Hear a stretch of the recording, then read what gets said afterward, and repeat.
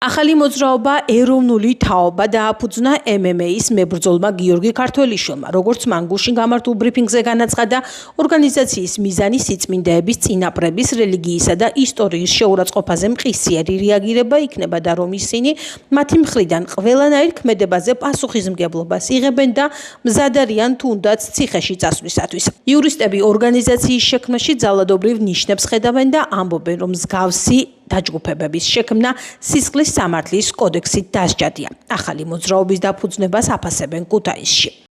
ესეც არ ახალია, ოცნების რეჟიმის პირობებში ჩვენ მსგავსი იგივე ალტიმფუები, კომბლით მორბენალი ვასაძეები მსგავსი სხვას არაფერს არ აკეთებდნენ და ესეც დღესაც ახალი არაფერი არ მოხდა, არა მთავარი არის, რომ საზოგადოებაში მათმა ვერ განერგეს შიში და სწორედ აი ამაზე მუშაობენ, რომ რამენაირად ეს ქსოვილი მოარღვიონ და საზოგადოებაში გაამეფრონ შიში. საქართველოს ხალხში ამას ვერ გაამეფებენ.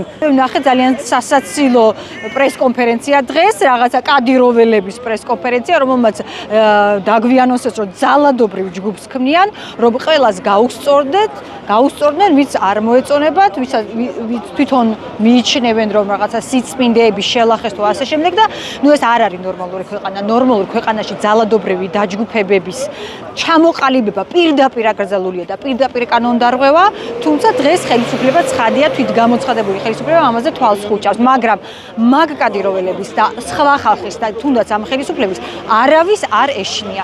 ჩვენ ვაგრძელებთ პროტესტს და ვიბრძოლებთ ჩვენი ქვეყნის გადასარჩენად. მე ვფიქრობ, რომ ეს არ არის ქართულ სამართლებრივ ჩარჩოსთან დაკავშირებული და მე ვფიქრობ, რომ ამას სამართლებრივი რაიმე სტატუსი შეუძლებელია მიენიჭოს, იმიტომ რომ არ შეიძლება ადამიანების გაერთიანება იწყებდეს საკუთარ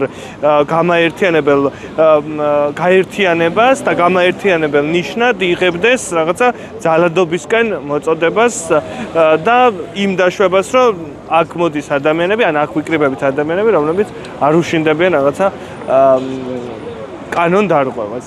მე ვფიქრობ, რომ ეს არის ძალიან ცუდის მანიშნებელი და კიდევ ერთხელ ვიტყვი, რომ ეს არის მცდელობა, რომ ჩვენ მივიღოთ ჩვეულებრივ რეჟიმში ძალადობა, შეშინდეს კონკრეტული ადამიანები და ჩათვალონ, რომ რაღაცა შეზღუდვები არსებობს გარკვეული წესები, რომლებიც კონკრეტულმა ადამიანებმა მოიფიქრეს და ეხლა აი ამ წესებით უნდა იცხოვროს ყველამ განურჩევლად მათი შეხედულებებისა, ღირებულებებისა და ასე შემდეგ. აქ არის ძალიან მნიშვნელოვანი